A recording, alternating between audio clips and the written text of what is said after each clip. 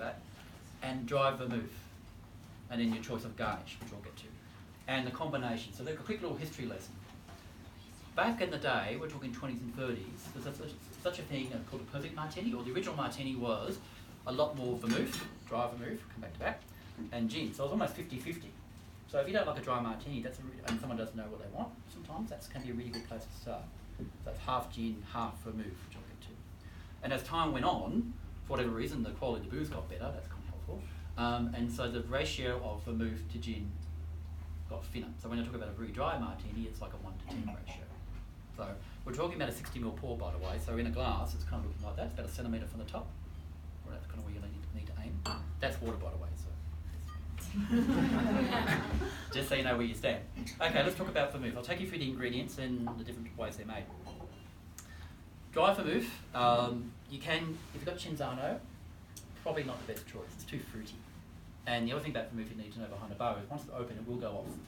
So if you've got something from 1979 behind the bar, run away. Yeah, so you want a dry French vermouth. There are some good Aussie ones. Regal Rogue is a good one, and there's one called Maiden Eye out of Victoria. That's very interesting, but it's got like a glossy lemon and eucalyptus, so it's a bit polarising. So these are the two I go to, and they're not expensive to get. So Nolly Prat, in south of France, and Dolan, which is up near Dijon somewhere. The thing about the aromatic wines, so they will go off, like I said, about a month. You put them in the fridge, it's probably the best way, so you'll probably get 2 months out of them. So that's something, and they sort of vaguely just kind of go off wine, so they're not like fortified, they're aromatic. They've got herbs in them, that kind of works. There's the old joke about Winston Churchill during the war, because he was a big booze hound, right? He was a busy man, got, saving the world, free world.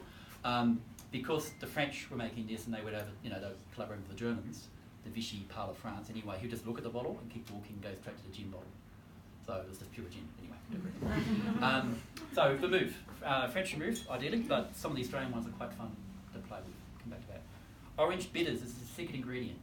So again, there's a couple of different versions, but they're both Americans. What you want, Reagan's and Fee Brothers. So it's, you've got bitters, lemon lime bitters, same idea, but it's made of orange. Seville oranges usually, so it's quite intense. All you're going to need is a couple of drops. But it does really lift your martini and you get a little thing like that. It looks great, customers like to see it. Just a couple of drops at the end and lifts up all the aromatics. It's a bit of a homeopathy, trust me it works. That's kind of fun. Then of course gin. So I don't know what your house pour might be, but the trick about martini gins is we've gone from what in Australia, something like 6 gins in 10 years to like almost 250 now. So I get some of the stuff, the original gin, I'll talk you through all these in a minute. We're getting I get gins through every week. It's just nuts. We've got about almost 250 distillers in Australia now. You've got obviously Wild Brumby down the road here who do great stuff. And so it's just gone absolutely nuts. There's a bar in Singapore, you may have heard, called Atlas. That's a spectacular deco bar, and they've got like at least 1,800 gins at the moment on the bar. It takes a while to get your drink because they've got to go up 5 stories and find it. And it's just spectacular, it's amazing. Anyway, back to the story. So London Dry, you've got different types of gin. There's like Old Tom, which is a sweet version. Slow gin, which just comes out made out of berries if you like. The London Dry is your number. And I'm not a snob about gin, and I mean that, like in terms of there's great stuff out there, but you're going to look for something that's got a Tanqueray's great, even Beefeater. You can make a really good martini out of Beefeater. Gordon's, not so much. Gin and tonic, but not really a martini gin. It's just too rich, too spicy. But that's okay. People got their own choice. So they're going to come up to you and go, I like a martini thing. So you go, well, how do you like it? And they're going to ask, well, how dry do you want it? What garnish do you want? And so forth. So I'll step you through those permutations. So let's make a drink. A couple of things you're going to need to do. Mixing glass. If you've got them, you're going to use these today. That's okay. The one thing that can kill martini is temperature.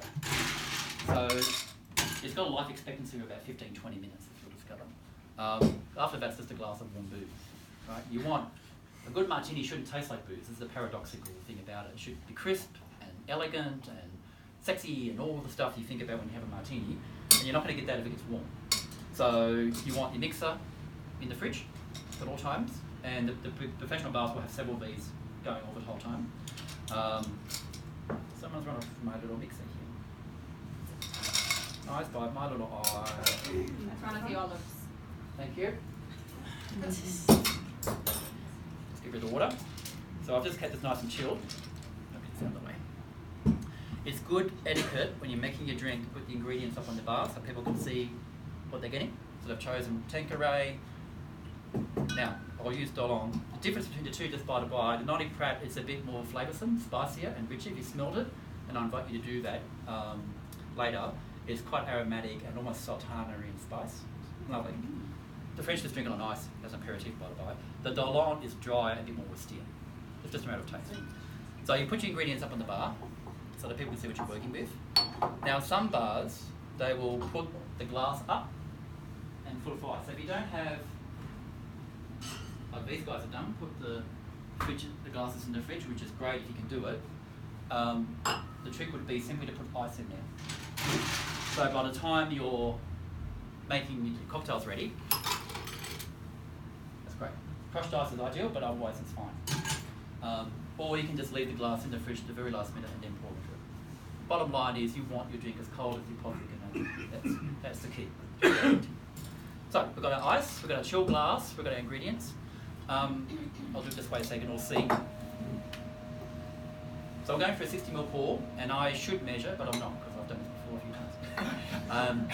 So 1 to 10 ratio, so in a 60ml pour it might be 5 mils of vermouth. Yeah.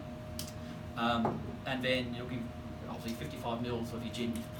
And for me, that would be a count of about 6. We'll see how good I am. So is that considered dry or? Yeah, so this is going to be a very dry martini. Okay. Because of more. So less vermouth Right. equals the drier it is. Okay. So you can start at a perfect, like 50-50, like 30 mils vermouth, 30 mils gin. You can do it that way and scale it all the way back until something like this. Now, some bar people will put the vermouth in, stir around the ice and pour it out. I don't know if you've seen it or not. I think it's just a waste of vermouth. Just use less of it. I mean, you're paying for it anyways. Now, stirring. Shake and stirring. Can we get this out of the way? Alright. The reason you don't shake a martini, Mr. Bond's got a lot to answer for, is the simple fact that you'll end up with flakes of ice in it. It's good out there, not so good in here. Right? You want the ice out there, but not in here. Because you want, again, the martini to be clear, crisp, and not flakes, like you don't want the Titanic crashing into it at the glass, right? It happens. The worst martini I ever had in my life was in a W Hotel in Scottsdale, Arizona. I've driven about 12 hours from across Texas to get there, right? Really swanky hotel, really expensive, and I wanted dry Tanqueray gin stirred, not shaken. And they just shake everything, they just can't help themselves. And it turned up with no garnish, and it was just like a sea of ice, like a margarita. I went, what the? $25, thanks very much. Exactly. Okay, so I'm stirring it. Now, stirring's the thing, it's chilling down. Again, ideally, you might keep some of this, your house pour in the fridge, but it's okay if you don't. Again, if you've got your glass chilling, your mixer chilling, you've got lots of ice. Now, the stirring will do two things. Obviously, it's going to chill your martini, but it also dilutes it just a bit. Often you have those martinis that hit you over the head because it's pure alcohol. The problem is that they haven't diluted. It's just enough to open up the flavours in the alcohol, or the botanicals as you'll try some of these. So that'll soften it, but obviously you don't want it to such a point that. So I've done about 42 times. Oh, 3 things for the Holy Trinity of gin, vermouth, and the garnish. There you go. All right. So by now that should be nice and cold. Now for garnishes. I've prepped these for you, so it's kind of good to go. So you can have obviously a classic olive, always an odd number, just for luck, so 1 or 3. It doesn't matter if they're pitted or big plump Sicilian or these are so retro, the pimento, that's really old school, that's fine too. Probably not the anchovy ones, definitely not the blue cheese. Unless they're Americans, they love that. If you're really, really edgy, and I know Adrian loves these now, he went to one of my things, and cocktail onions. This is the only thing in life they're good for.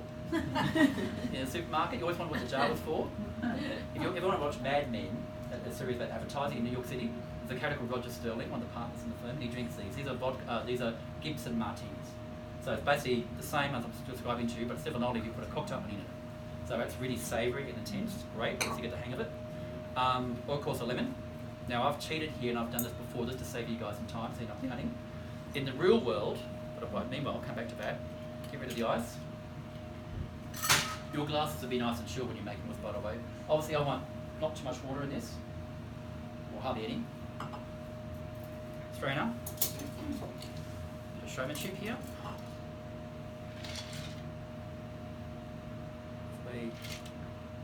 see how good my free pour is.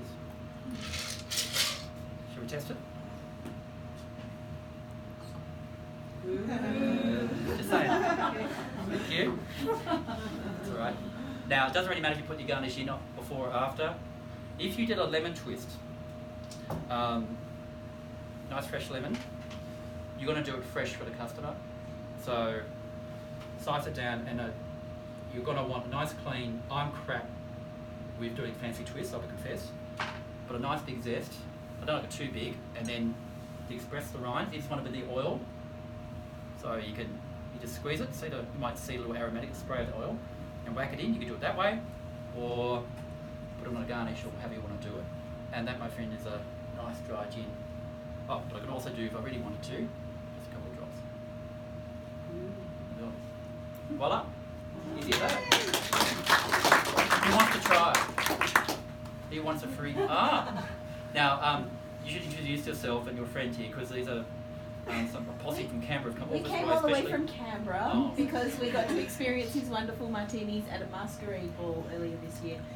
It ended well. We don't remember how it ended, but it ended well. So we decided to come again.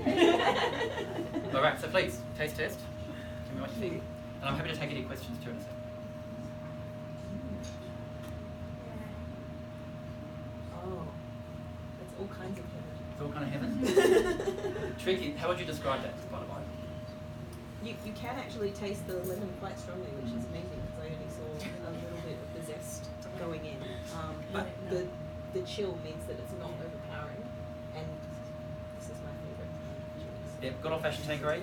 It's a nice neutral palate. You can't go too wrong. And it's cheap.